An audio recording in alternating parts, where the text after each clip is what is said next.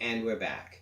We're going to talk this episode in some detail about scientific or affirmative prayer. It's my personal favorite. I'll give you a little bit of background. Again, refer to my book, one of my books, The Fourfold Path, or The Science of the Soul, or Spiritual Mind Science. There's over 40 of them, but those main ones, including my most recent one, is the most concise one, and it gets right down to it. And then if you want to enhance your experience or learn more, you can Google it, you can take courses from me or other New Thought institutions. So, generally speaking, in the mid to late 1800s, a fellow named Phineas Parkhurst Quimby was doing healings on the east coast of the United States around the Boston area. And he was a clockmaker by trade, but people came to him because he prayed over them. And his type of prayer didn't have a name yet, but the general idea, and he's documented hundreds of thousands of his own cases, successful cases anyway, and the procedures that he knew at the time. He referred to it as, in general terms, not a scientific or affirmative prayer. He did consider it scientific because he did it clinically so many times and it was proven over time that it works. But basically, when he prayed over someone, he basically, they were both in meditative state, himself and the person. They were face to face, sitting, and most of the people at the time that he worked with were Christian based. I mean, that's just what it was and where it was at the time. So he quoted a lot of scripture to establish a link, a unifying link with his patient or with his client. So right there, they believed, okay, they're linked into something very, very powerful. It's God. And he was quoting either from memory or from an actual Bible. But what he was also doing was getting them into slightly altered state. At the time, it was referred to as mesmerism. We call it self-hypnosis or light meditative state. And in that state, regardless, whether you look at it clinically as, okay, altered state means any commands and any suggestions will go deeper. If you look at it from a spiritual perspective, as far as meditation is concerned, unifying with God, which is what meditation does, as we've previously discussed, mystical meditation, higher consciousness meditation, if you will, or contact meditation, puts you one with God, therefore the highest power of healing, therefore the highest power of love and compassion. How can you not heal? So when you're linked in that way, either through self-hypnosis or meditation, then a healing starts to occur anyway. If you add words in and visuals and feelings as he did, then the healing becomes more complete and more effective. He didn't call it necessarily affirmative prayer at the time, but he did refer to it as best he could in interviews, and there were plenty of newspaper at the time, newspaper interviews and lectures and demonstrations on stage, that the reason is the cure. And that stands out for me. And with all my thesis and dissertations on scientific or affirmative prayer involving Quimby, that statement really stands out for me. The reason is the cure. Nowadays, in New Thought, or science of mind or religious science, they say emotions, whatever particular emotion causes the illness, but it's still the same. And I love the way when he first established this form of prayer, he said the reason is the cure. And in his sessions with his patients and clients, it was cured. It was established. So, or the patient realized why they're not happy or why whatever it is going on.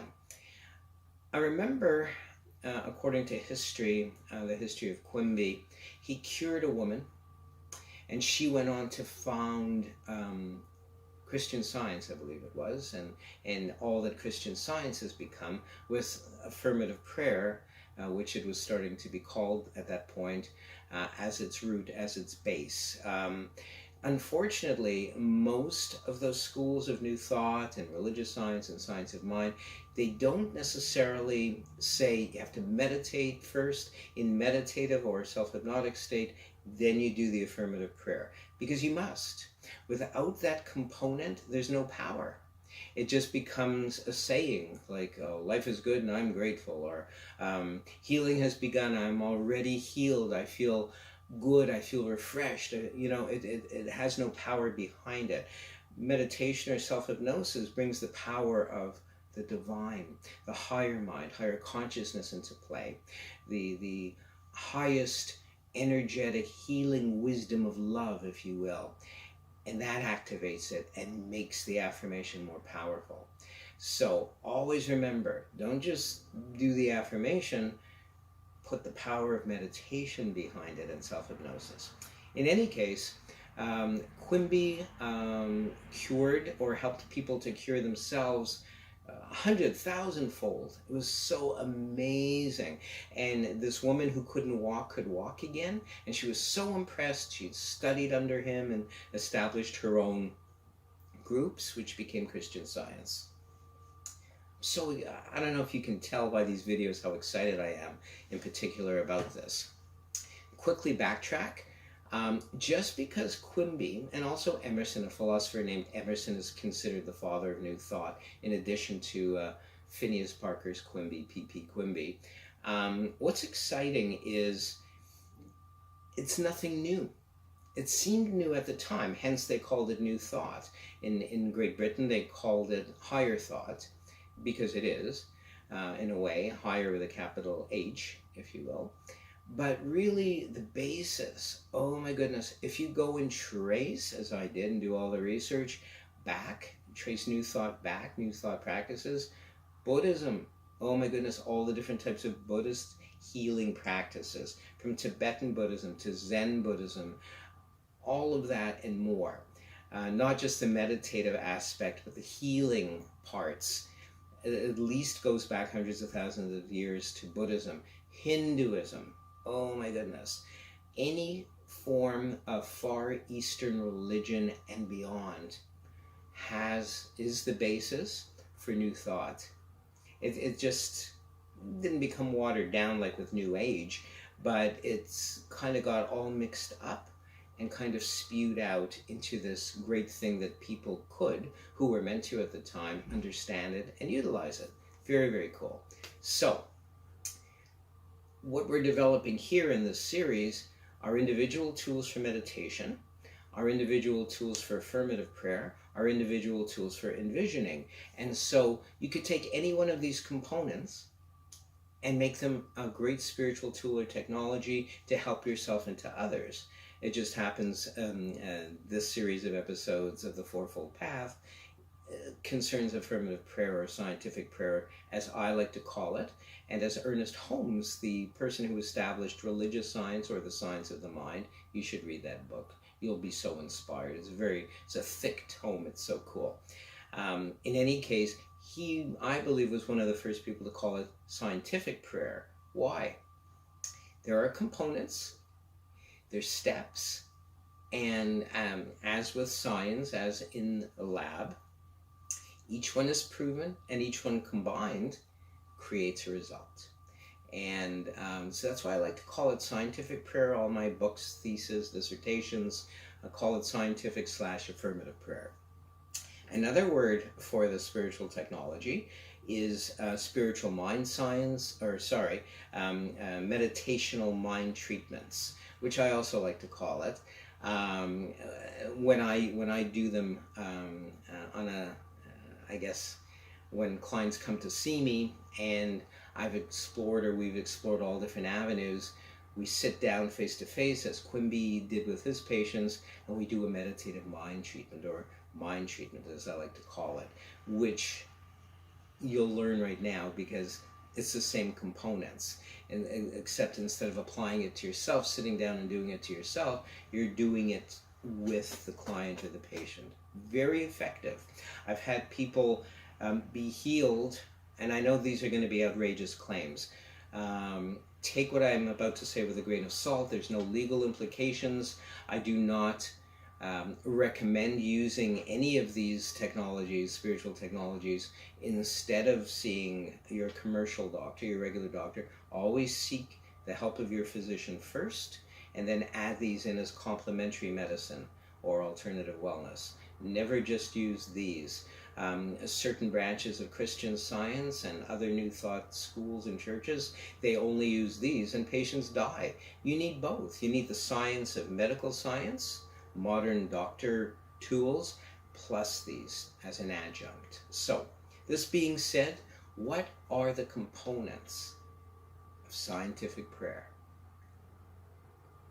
Check this out.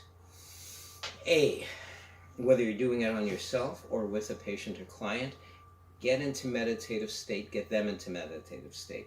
It's a lot easier if you're a clinical hypnotherapist, you know what to say and do to get your patient or client into a slightly altered state or meditative state. If you're not, you're going to have to develop that yourself or read my books. I go into a lot of detail how to get your friend or your partner or whoever it is into slightly altered state. It's easy. We also covered this in our first few lessons of meditation. So we'll refer to it as meditative state as opposed to a self-hypnotic state. You sit there, you get yourself into a slightly altered state. You sit there, you get your patient in a slightly altered state. Now what? I like to connect through the eyes. I believe the eyes are the windows to the soul, or the windows of the soul, whatever the expression is. I see a bright light that takes over, but that's just me. That's my years of experience. It's my reality. It doesn't necessarily mean it'll be your reality, but as a focal point from a clinical perspective, I find it good if a person connects with your eyes as a focal point. And then you can get them into altered state by talking them down and down and down, and then you could see they'll either close their eyes or keep staring at you. It doesn't matter in many cases. There's some variation to this depending on the visualizations I give them or you'll give them. You'll wing it. You'll know what to do. So you're talking to them. You're both breathing together, and you're getting them down into slightly altered meditative state, self-hypnotic state. And it is at this point where you establish the next point, the next component to scientific or affirmative prayer, which is unifying with God, or unifying, if you don't like the word God, unifying with your higher mind, the divine, whatever it is. So as you're breathing, you begin to say to them, you begin to establish feeling. You're both feeling peace, love, joy, harmony, higher intelligence, wisdom, creativity. You bring in the emotions, the higher emotions, which are really God. And you get them to feel that. That's unifying and identifying with God, which is the next couple of components to scientific prayer. So they're in slightly altered state. They're one with God at this point. Now, anything you're going to say or get them to say, if you want to get them to talk about the experience that they're going to heal, that you can lead them. It's more the job of a clinical hypnotherapist. Here we're just talking generally as something that will work for everybody. You don't have to be a professional to do this necessarily. Although I do have courses that will confirm you, that will establish you, that will document you, if you will, as a professional in this field. However, so they're feeling good, they're one with God. The next thing is the affirmation. And with the affirmation, all you do is the opposite. All you say is the opposite. Now, here's where there's deviation. A lot of clinical hypnotherapists, physicians, psychiatrists, therapists will say you have to know the exact traumatic incident, the exact thing, the exact reason why the person is the way they are now. Were they shot? Were they beat up? Were they robbed? Were they raped? Were they divorced? Were they abused? Whatever that reason was, if they've blocked it out and you're not a clinical hypnotherapist, you don't have the tools to bring them back into that. Don't bother. It doesn't matter. Generally, if you approach it from a general perspective, and that's what I love about scientific or affirmative prayer, it'll be just as effective. So unifying, identifying with source while in meditative state, you bring in the affirmation and or statement, if you will, and it's life affirming.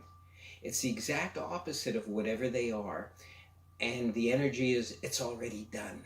It's already done. So let's say we'll take something simple. They've got a broken leg or a broken ankle. The wording would be something like, right here and right now, in this love energy of the divine and this higher power, we know, we affirm and we declare our ankle is healed. Right here and right now, we feel it healed, whole, and complete.